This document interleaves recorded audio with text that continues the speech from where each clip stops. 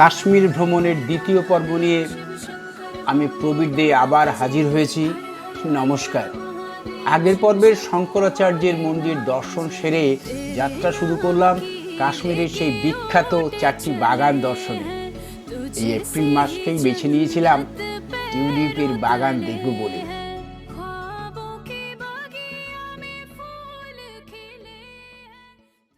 প্রথমেই আমরা চললাম নেহেরু বোটানিক্যাল গার্ডেন দেখতে। এই শ্রীনগরে অবস্থিত, যেটি 1969 সালে তৈরি হয়েছিল, কিন্তু 87 সালে সম্পূর্ণরূপে তৈরি করা হয়েছিল। এটি ভারতের প্রথম প্রধানমন্ত্রীর স্মরণেই তৈরি হয়েছিল। এতে অনেক ধরনের উদ্ভিদ রয়েছে, প্রায় 1.5 লক্ষ শোভাময় গাছপালা এবং জাতের বিশাল সংগ্রহ রয়েছে। হ্রদটি 17 হেক্টর জুড়ে বিস্তৃত। এই বাগানটি একটি পাহাড়ের পাশে এবং চশমাশাহী ও রূপ ভবানী মন্দিরের কাছে অবস্থিত। এর 4টি প্রধান বিভাগ রয়েছে: উদ্ভিদ পরিচিতি কেন্দ্র, গবেষণা বিভাগ, বিনোদনমূলক উদ্যান এবং বোটানিক্যাল গার্ডেন। এটা দেখতে দেখতে শেষ করে আমরা চলে আসলাম টিউলিপ গার্ডেনে। টিউলিপ গার্ডেন, যার বর্তমান নাম Indira Gandhi Memorial tulip garden এবং এর পূর্ব নাম ছিল সিরাজবাগ। শ্রীনগরের এক নামী ট্যুরিস্ট গন্তব্যস্থান এটা, যেখানে সারা পৃথিবীর ভ্রমণকারী এই টিউলিপ দেখার জন্য অপেক্ষা করে থাকে। জাবারবন পাহাড়ের পাদদেশে এই বাগান। প্রধান ফুল টিউলিপ হলেও এখানে কিন্তু আরও অনেক রকমের ফুলের প্রদর্শনী হয়, যেমন হায়াসিন্থ, ড্যাফোডিল, রেনানকুলাস।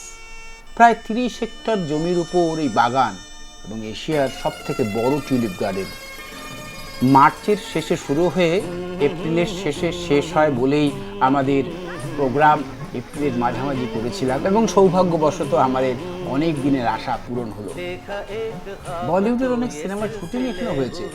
পর্যটন শিল্পকে উৎসাহ দেওয়ার জন্য কিন্তু এই বাগান শুরু হয়েছিল 2007 সালে।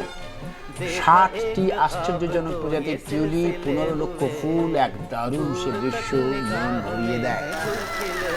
বড়দের জন্য এর প্রবেশ মূল্য 75 টাকা এবং ছোটদের 12 বছরের ছোট ছেলেদের 30 টাকা এবং বিদেশের জন্য বেশি। প্রায় মাসখানে খোলা রেখে 24শে এপ্রিল বন্ধ হয়ে যায়। এবারে 2024-এর টিউলিপ ফেস্টিভ্যাল প্রায় 4,35,000-এর মতো দর্শনার্থী কিন্তু আনন্দ উপভোগ করেন।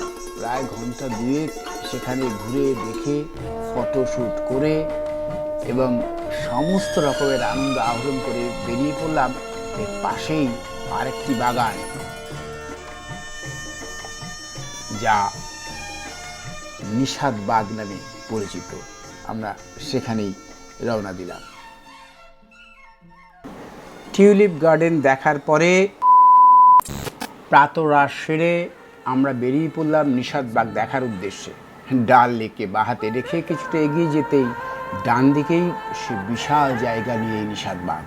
এই বাগ বা বাগান হলো ভারতের জম্মু ও কাশ্মীরের, যেটা কেন্দ্রশাসিত অঞ্চল, তার শ্রীনগরের কাছে ডাল লেকের পূর্ব দিক থেকে নির্মিত একটি ছাদযুক্ত মুঘল বাগান।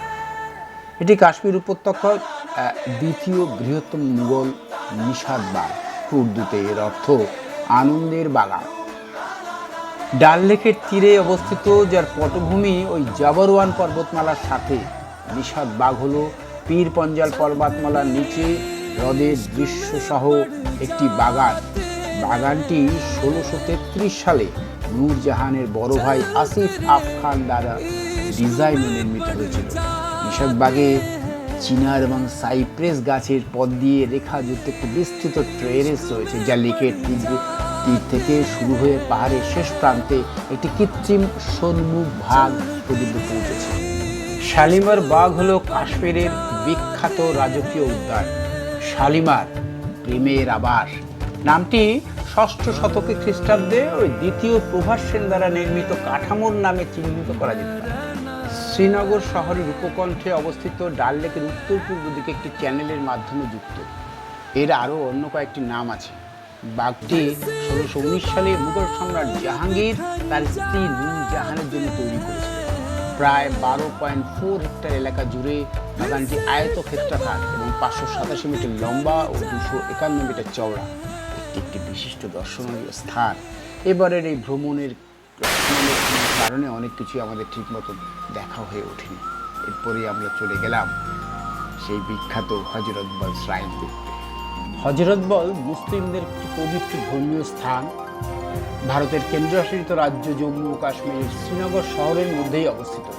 মুসলিমদের ধারণা এখানে হজরত মুহাম্মদের বাল অর্থাৎ চুল সংরক্ষিত আছে।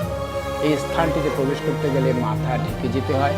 মহিলাদের প্রবেশাধিকার কিছু জায়গার জন্য সীমিত ছিল, তাই তারা সেই সংরক্ষিত জায়গা দর্শন করতে পারেনি।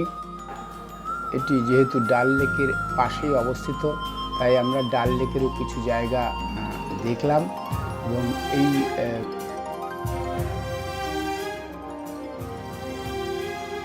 ধর্মীয় স্থানটি সংলগ্ন বেশ বড় বাজার, খাবারের দোকান, বেশ সুন্দর সুন্দর সব খাবার রয়েছে।